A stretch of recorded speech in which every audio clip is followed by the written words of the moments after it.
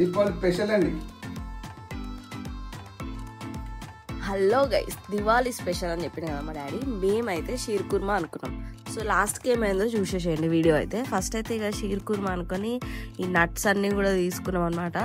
Nuts అన్నీ తీసేసుకొని దాన్ని మంచిగా ఫ్రై అయితే చేసింది మా డాడీ నెయ్యిలా.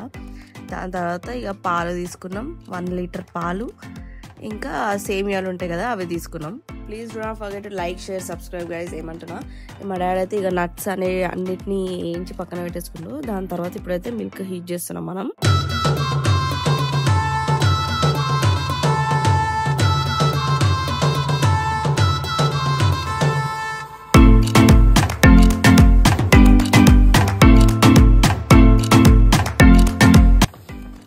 చక్కెర కూడా వేస్తున్నాండి.